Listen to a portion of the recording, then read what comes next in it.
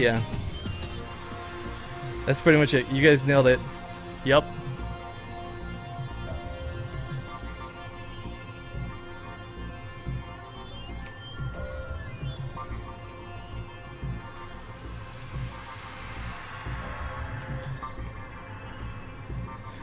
But okay, we are in the lobby for Way Station. I actually have to go load up. Oh, I gotta change all these things around. Shoot, hang on. 7. PvP is 1.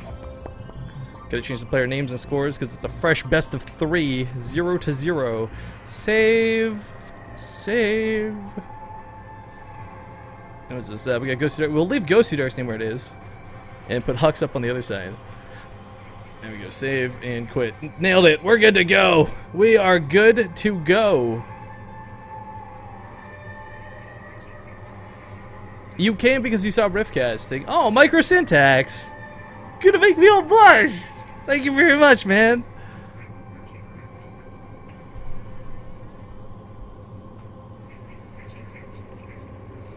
Came for the Rift, stayed for the games. We've had weird games.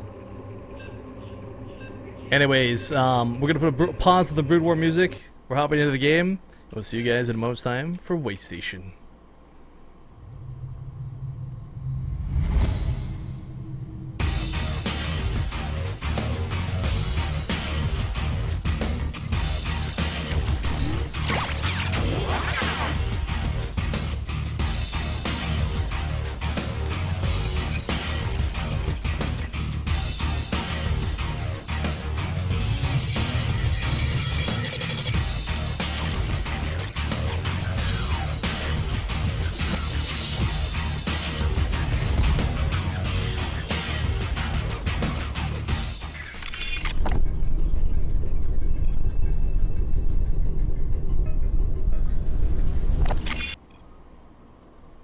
Alright, so as it turns out, these players are already qualified at this point. Huck confirmed that in chat, I guess. But this is the last best of 3 of the day, so this might mean we might see some shenanigans out of Puck, or Huck, rather. Oh, I always do that! I always say Puck when I mean Huck, but I never do it the other way around. I don't know what causes me to do that. Anyways, welcome back, ladies and gentlemen. If this was a VOD, that's where we would cut it. This is Copa America Season 2, Qualifier number 2. This is one of the last matches of the day, spawning here in the top right corner of the map from Shot Esports. Coming out of a very rough PvT, it is Gosudark. And his opponent in the bottom left, from Evil Geniuses. We've seen some pretty cool, pretty weird things out of him today. It is Huck.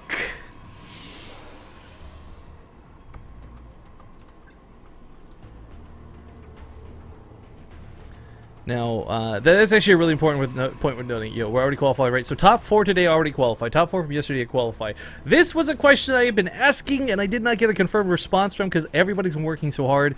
Big shout out to the Copa America staff behind the scenes. You got the admins, you got the people who are adminning the admins, you've got all the production crew going on at the same time.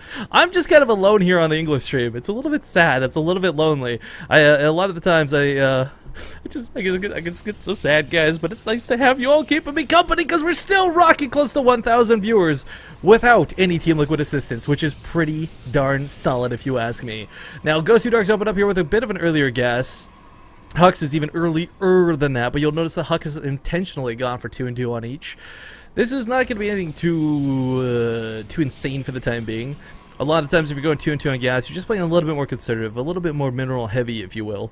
As whereas 3 and 3 can mean he might be looking to rush out a little bit earlier tech. He could very well not be doing that, and just looking to get a little bit of extra gas going to the mid game, not knowing what his opponent's going for. But if we're going to be honest, guys, people joke around Huck's top 3. They make jokes about the top 3 control thing all the time. But the reality is, his controlled gateway units is fantastic. I've seen him win games with 3 stalkers that other people should not be able to win the game with. So I'm not sure if he's going to get really aggressive, but I think at this point for Huck too, one of the biggest reliefs is the fact that, you're already qualified. You're going to try for seeding, of course, but this is no longer like your life is on the line, and if you're out of this, you're out of this, and you got no chance at Copa America. Because for those who don't know, again, I want to remind you all, Copa America is a $15,000 prize pool. I think it's just straight up $5,000 for first place. Of course, you can look up all the information through the Reddit thread linked if you want to see the other placements. I only remember the first place one off the top of my head. But this is no small fry tournament. This is no weekly Zotac Cup, mind you. This is Copa freaking America, boys and girls. And if you're on Twitter, make sure you tag everything related to this with hashtag SC2 Copa America. but starting to poke across the map with this one stalker. The thing that's nice about the one stalker coming across, and yeah, look at this, 3 gateways, 3 stalkers, kind of what I was referencing before. But the thing that's really nice about one stalker, it can actually kill a mothership core. The mothership core is slow, it's awkward, it's dumb, and it fires very poorly. Hawk is actually chronoing out the, it's worth noting, he's actually spent a lot of chrono boosts on this warp tech, so he's going to get this done real quick, and 3 gates can quickly become all in. But there's a force field or 2 ready and available. This will only buy him a little bit of time. Gosudark, that is. Hawk, in the meantime, though, it's worth noting, guys, where is his mothership core? Back at home, patrolling around. He's going to need this for high ground vision. Ooh, stuck on the ramp. This is going to be a bit awkward. Stuck with one of the zealots. Locked into the gladiator arena. First blood! As the stalker goes down. But that's okay, the other stalker's alive, it's running around in circles, it looks a little bit awkward, but quite frankly, this is the most effective way to use it because the force fields were already burned. Now, he can't get us out of the base, he'll probably just take mostly shield damage for the time being, but what he's waiting for is his buddies to finish warping in. The mothership core now coming across the map, he's trying to hide the additional stalkers, because he doesn't want Gosudark to know about this. As he draws them out of the base, he comes in from behind, surprise! You have no force fields! Oh wait, just kidding, you have one. Barely with that energy, by the way, guys, just so barely. The stalker will kill the mothership core, the 3 stalkers should be able to win a fight in the bottom. Hell, it's 5 stalkers now. He loses 1 to a zealot, and if he keeps cutting around, he shouldn't lose too many more. But as his own mothership core gets over here, the one for Gosudark is about to go down if he's not careful. Again, the stalkers are a big, scary threat, and there's going to be a photon overcharge. Don't get me wrong, the overcharge will be really nice, but Hawk's got such a big lead right now. This is going to be so hard to get done with. Force Field does not actually lock these stalkers in the way he wanted it to, so he just disengages and waits it out. Now as he continues warping around, he's ahead of his opponent already in stalker count. He's going to continue to be ahead as long as he matches production, because it's only 2 gateways versus 1. The one that Gosudark is trying to do is crank out that the Immortal for this, but I mean, the Immortal might not end up being that effective. The Mothership Core doesn't have a lot to oppose it. If the Stalkers go to shoot the Mothership Core, then he's going to lose a lot more underneath that. But for the time being, let's not forget, Hawk could easily turn this into a soft contain. He's now expanding behind this, so he's not going to all-in it. And like I said, there's a very fine line with the 3 gates. Like, 3 gates can very easily become an all-in, but only if you let it get to that point, right? Like, only if you go out of control, balls to the wall. It's a real shame Immortals are not massive units. I can only imagine how incredibly different PvP would be if you couldn't force field off. But Hawk misses the force fields initially. Alright, so it gets a little bit of a late one. I don't know how that one works, but that one works apparently, so keeps the Immortals away. Picks off 2 of the sentries. A good start here. A couple more sentries warping in. Gonna need a couple of zealots. Well, Hawk, if he really wants to break this, but the mothership core goes down. No time warps available. No more photon overcharges. And the last zealot is awkwardly trying to get around this force field. However, will ultimately die in the end. There is a force field here at the top of the ramp for Gosudark, so Hawk cannot blindly move up this ramp. He knows it as well. So again, this is the whole point of possibly a soft contain. Gosudark, they was sneaking some stalkers inside the base with a warping mechanic going on the low ground over here. This is actually pretty nice. But the Immortals are what make this really scary. Now, there's only 1, and Gosudark has not had the money to produce more, because he's been trying to sneak stalkers out over here. The problem is, Hawk's going to see them. Surprise. Surprise. It's not a lot. He's got force fields to keep the zealots back, and he can certainly fight the stalkers on his own. He's going to recall, though, I imagine. I would hope. This is not a fight he can necessarily take, but he's going to try and take it nonetheless. This mothership core is going to pop down a time warp, but not on top of the zealots, sadly. So rather than cutting them around, they try and catch a couple of the stalkers. Not going to be the case. Another force field probably going to go down on that ramp. He's going to try and pick off the last couple of stalkers caught out here in the open. Little tiny moves, getting Hawk slowly more and more ahead. But of course, as we see, we got a pylon warping units to the left. So another force field going to keep these units at the top of the ramp. He'll kill these zealots for free. And of course, let's not forget the Nexus is down behind this. Pro bleed massively in the favor of Hawk. And as gateway production continues, you know, he's not going to have a way to deal with the Immortals, granted, but now he's making his own behind this. Stalkers are moved over here to intercept any additional warp-ins, as these are turning to be quite the nuisance. He's got about 1 force field left. He catches 1 stalker outside of this, but he actually can't engage into it because he only has melee units over here. His stalkers are segmented over, so he can't actually deal with the 1 stalker that he did manage to trap. But that warp prism is a cool move. Sadly, it will be discovered. This was never a sneaky warp prism. It was just meant to get past the force fields that were going down relentlessly. But the contain for Hawk has already paid off. He's got a massive supply lead. He's got a whole base up over his opponent. And if we're gonna be quite frank, guys, if he has to pull probes, he's able to afford to do it, whereas his opponent can't. He retained a lot of sentries from the front lines as well. So while these aren't gonna have a lot of energy on them, there's still force fields for round 2.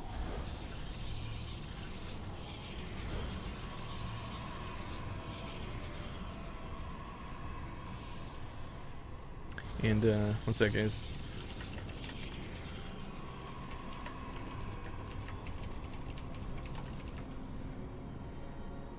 Alright, so the Mothership Core is almost got enough energy for a Time Warp.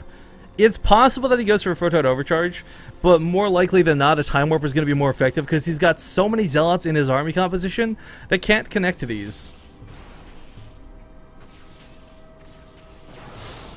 And awkward force field of the map just for Gosudark trying to use the energy before the sentry dies. It really doesn't stop much. Huck on the march of death right now. He even gets on top of an Immortal. These things are so slow.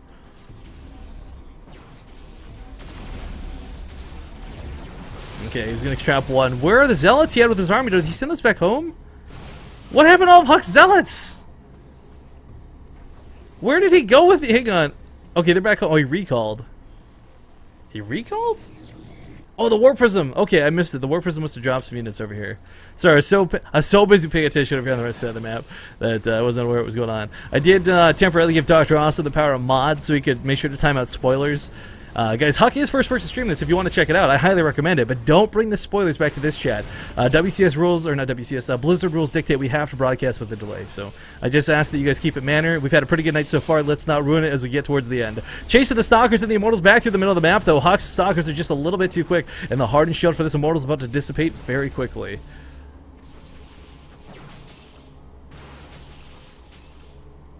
Yeah, this is going to be really unfortunate if Gosudark loses this. This is a large part of damage that he can't afford to give away.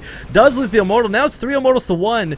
And Huck is just going to bust through this like nobody's business. Of course, he's still a little bit worried about this potential drop back on the other side of the map. He's doing a good job holding it off. Cannon's even coming down at home, but I don't know that he can defend against this. Overcharge does go down. It's going to help a little bit, but the Immortal count is just out of control for Huck. He's soaking up these hits like a boss with that with the Hardened Shield effect. Backs away the one Immortal that's low. Brings it back in for round number 2. The Stalkers stuck behind these force fields. No blink available. This is not looking good. Huck's also coming up on weapon upgrades worth noting. He's got level 1. He's coming up on level 2. But Gosudark just doesn't have any tech to follow this. And this is looking to be about game right here. Now, granted, he's actually warping in a ton, and Huck doesn't have any capabilities to warp in, so it's just kind of kiting away slowly but surely. But, I mean, the army supply, the supply in general, it's just so heavily in favor of the Red Protoss at this point. He could actually march up the ramp if he wanted to. Of course, he's not because he doesn't want to suicide the 3 Immortals. I'm just saying, like, Huck has the capability to literally do whatever he feels like at the moment. The Warp Prism brought home means that he didn't have to leave anything else on the defense. Between the cannon and his own Warp-ins, he'd be able to outmatch, I think, Gosudark could throw at him anyways. Because, again, a big part of this comes down to that economy. 53 workers to 35. 2 bases to 2 bases, but not the same income whatsoever. And as we see, Immortals make very quick work of Stalkers there. Zealots on the retreat once again. We have a Manor Nexus coming down, but it's not just for Manor, guys. This is for an overcharge if he can pull it off. Huck gonna have some shenanigans after eking out this victory.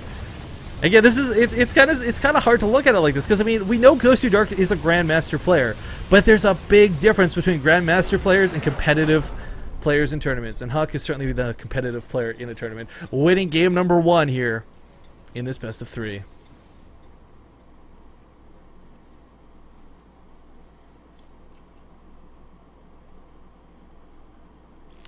But all right, pretty good for Huck. I think it's a lot of to be expected at the moment, quite frankly. But I still wouldn't count Gosudark out. The thing about PvP, though, guys, you know, we could talk about it being coin flippy or not. I mean, objectively, no bias on it is. It is the most coin flippy of all the matchups when it comes to mirror matchups. But worse than that, it's something where, like, again, like one Stalker lost in the early game can really spiral out of control. 2 gates versus 3 gates can get out of hand very quickly, and I mean, Huck just took every advantage of that game. He played it correctly. He played it down to a T. And we're getting the next lobby set up already for Frost. So we're going to hop into that after a small commercial break. Thanks again for tuning in, guys, for Copa America. And I'll see you again soon.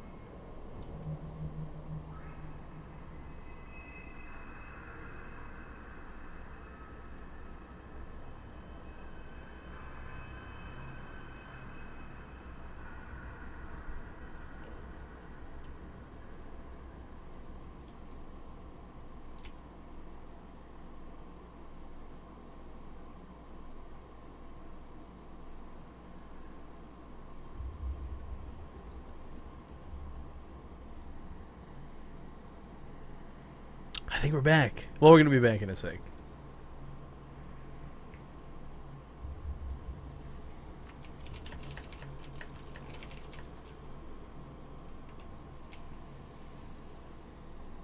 Just give it a sec to be safe, because Twitch delay.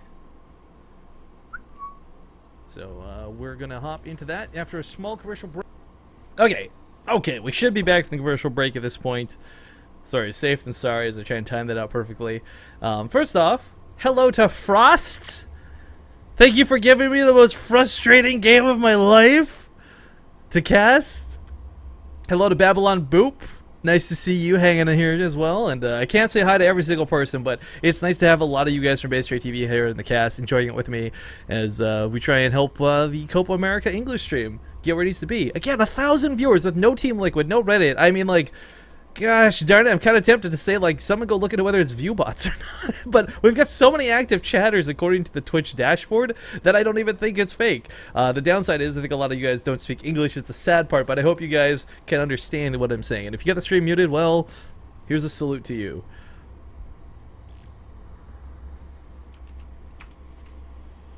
For now, though, we are in the lobby for game number 2 on Frost, and again, it's worth noting, guys, if you are not aware, there is a first-person stream of Huck, so he's streaming this from his stream, his point of view, which is kind of cool. It is not on a delay, but guys, don't bring spoilers back to chat. Be cool.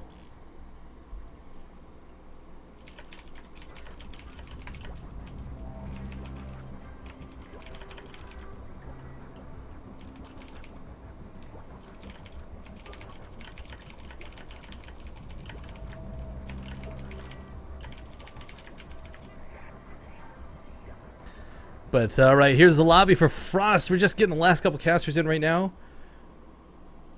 We can take a look at the brackets while we wait here. So, yeah, left side we have Jim Rising up against Wingian. You can see some of your favorite players. We have a knocked out, maybe not, I don't know.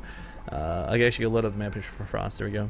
And, of course, on the right side of the brackets where we currently are, we see Huck versus Gosudark currently underway. If you're just joining us, it's 1-0 in the favor of Huck, of course. And we'll see if Gosudark can bring it back.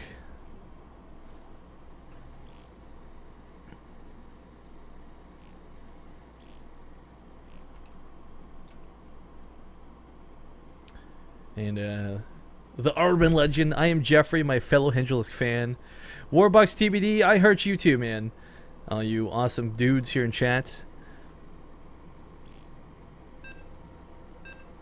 But okay, Frost starting up right now. See you guys here in a sec.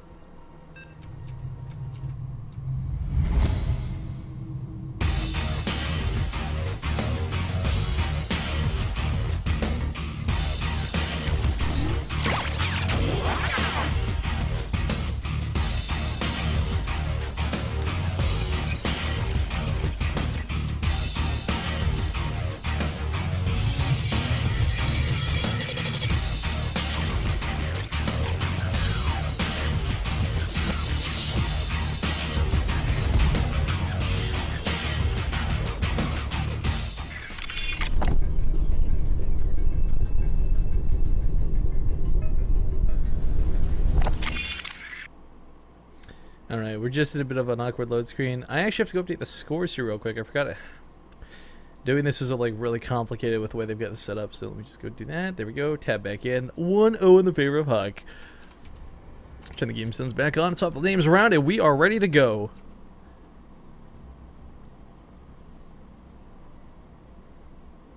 But okay, I ask again, guys. I'll let you guys know fully and entirely. Huck is first-person streaming this. You should totally check out his stream if you want to see it from his point of view. But because this stream has a delay, I highly request, and I ask very humbly and nicely that you guys don't bring spoilers back here. You will get timed out for spoilers. So don't get timed out, boys! This is game number 2, though, and a best of 3, and it is the last match we cast today for Copa America qualifier number 2, spawning the top left corner of the map from Shot Esports since 2007. Or 1, I really can't tell what that is. It is the blue Protoss Gosudark. His opponent in the bottom right. Red, he's Protoss, he represents evil geniuses. It is Huck. Now I think honestly Huck gave that his best. I mean, quite frankly, I was expecting Huck to goof around a little bit after he'd asked about the qualifier thing, because I didn't know how seriously he would take that, but he did play that game very seriously. Like, there were no throws made. He played that not exactly super perfectly, but pretty close to it. And of course, towards the end, once he realized he had kind of snowballed out of control, that's when we start seeing that mana nexuses come down. It's kind of a funny thing to see, and let's be honest, it adds a little bit of flavor to the game. It shows off a bit of BM, maybe, but some personality at the same time. Gosudark obviously won't be too happy about that. Getting squashed in game number 1 is not a comfortable position to be in, especially when this is game number 3. But they're both qualified, so you know what? This is a lot for seeding more than anything else, and it's not the end of his life if he loses here. Unlike everyone else, sadly, leading up to this point, if they lost, they were out of the tournament. Now, beyond that, is worth noting, you can't really gauge too much Gosudark off that game. Like, I think he started making a lot of the right decisions. I thought the choice to go for a Warp Prism to get past the Force Fields, locking him into his main, like, those were really cool moves. The problem with PvP, though, is, again, like, the builds of themselves are coin flippy to begin with. Beyond that, too, it's the devastation of losing one unit that can really snowball out of control very, very quickly. And Gosudark obviously lost more than one unit in the early game. So if Huck's going to go for that same aggression, and quite frankly, I wouldn't blame him if he did. It worked out really well in game number 1, and it's kind of his MO when it comes to PvP. We've seen him in the Acer Team Story Cup. You guys have seen him stream. He's played in the IEM qualifiers quite a bit, and he definitely seems to favor his gateway units, regardless of what race it's up against. Not to say he can only do gateway units, and that's the only thing he's good at, but it's something that he's got a little bit of a, I'd say a +1 towards, if you know what I mean. Anyways, worth noting, he did scout diagonally, so it comes across the map right away to find his opponent. And what's annoying for both of these players is in the early game, you can't really shoo this probe out of the base too easily. It's going to be here for a while, scouting what you got going for you. And of course, the big things that it looks for right off the bat, if you're a Protoss player scouting another Protoss player to PvP, the very first things you look for are not gas timings. What is he doing here? It is actually to scout for those pylons. Now, this was silly. I don't know what this was. It was gonna put like it blocks in 2 of the probes, I guess. I mean, it did deny a bit of mining. But gases are nice to look at. The biggest thing are the pylons, because so often in PvP you see proxies. Whether it's an actual proxy starport outside of your base, or whether it's a hidden Twilight Council in the middle of the map, you have to see whether or not there's going to be those extra pylons missing or not. Now, both players scouted, and both players kind of had to unscout, leave the probe. Huck lost his, and Gosudark ran his away, but Gosudark did not see the Twilight Council before leaving, and Huck did not see the Stargate before leaving. So they're kind of both going for counterintuitive tech paths right now. If Huck's not going for Dark Templar and he's going for Blink like I imagine he would, he'll actually be fine against the Stargate opener. Oracles are, of course, the one most delicious, juicy unit to bring out of it, but Phoenixes are very common as well. It can be very, very good in PvP. But as we see the Blink come out, again, like, you're really guessing to the player. This wasn't even like a 50-50 chance. Like, it was going to be Blink with Huck, especially with the 2 gateways being thrown down in base. But his Stalker control, his Blink control are some of his greatest strengths, and the Oracle might come in and be a bit of a nuisance. The Stalkers can't really clean it up too effectively. The Overcharge is actually what cleans up the Oracle first and foremost, and then the Stalkers follow suit after. This is why you see Huck kind of leave his Mothership Core at home as well. On the off chance that something like this happens, he's able to overcharge it. But he's got 2 Stalkers across the map. He's going to be able to throw down a pylon, and last time, a lot of his limitations were his sort of immobility. The sentries at the ramp for Gosudark kept Huck at bay and kept him from running wild. With Blink under his belt this time, that's not going to be the same situation. Now, the problem is he has to make sure he doesn't move out too soon with the Mothership Core. He needs to keep this at home. Again, warping in 3 Stalkers doesn't even slow down an Oracle that much. It's a light unit. It doesn't take that much damage from a Stalker. It's the Overcharge that's really going to carry this strong. So Huck is moving out with the Mothership Core a little bit too early. He's going to see the Oracle come in, and he's going to lose some probes. Bottom line. He's actually chasing off the wrong probe there. So, alright, this Oracle already ramping up the kills up to 4, 5, maybe 6 before it goes down. But the Overcharge pops off, and this Oracle will be driven away. But that doesn't stop it.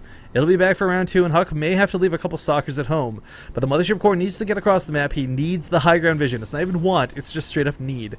Now, the difference between Blink and non-Blink Stalkers on even numbers is so big. Huck has a Stalker lead at the moment, but the big thing is being able to disengage and disjoint attacks. Now, he's going to probably dive here a little bit. Yep, because he knows he can disengage. So, gets a little close for comfort on top of the Mothership Core. Picks off a couple of the probes going for gas. But he has to get out of here with a lot of his Stalkers. The one that sadly doesn't blink quite far enough away. The range on Overcharge is insane. And if he didn't have the Observer here, he actually wouldn't have been able to see the bottom of that ramp to finish off that Stalker. But Huck leaves 3 Stalkers in the mineral line. He's got to be worried about a counterattack. There is still that pylon outside of his base, and 3 Zealots are walking up his front doorstep right now. If he had a lot of stalkers on the other side of the field, if he has Mothership Core over there, maybe he'd provide enough pressure that there was no way to really deal with this. But as the Oracle comes back in, the Mothership Core has got to be what prioritizes the Zealots. His stalkers have got to focus on the Oracle to make sure it stays out of the base. Of course, they can blink away from the Zealots, and this shouldn't be devastating by any means, but Zealots do a lot of damage if they connect to stalkers, bottom line. And even the Oracle can do a fair amount of damage. It might not do bonus damage versus the Stalkers, but the Oracle hits so freaking fast. Either way, he drives us off, starts moving out of the base. He's got a lot of Stalkers in play. And right now, while there's one Immortal and soon to be two, you can sometimes just blink right on top of them and focus them down. The downside, though, Huck is at a supply disadvantage. And they lost quite a few workers to that Oracle harass. Now, he's made up those numbers, and he's taken a natural base. So this isn't by any means all in. But it's an attack that's very dedicated, and he cannot afford to lose these.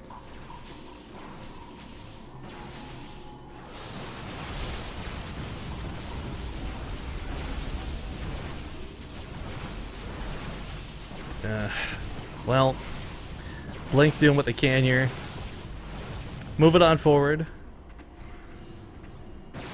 Now, Gosudark's going to bleed off units pretty hard here. We do see the Immortal doing a ton of damage. You cannot disjoint an Immortal attack with Blink like the same way you can the Stalker damage. But as he dives in deep for this, it might cost him a couple more Stalkers. A lot of his Stalkers are really low. He's got the number advantage, but they're all like one shot from dying. Either way, Gosudark doesn't quite have enough to repel. This good game is going to be called. He finishes the series 2-0, and he will come out on top of his half of the bracket for today's qualifier.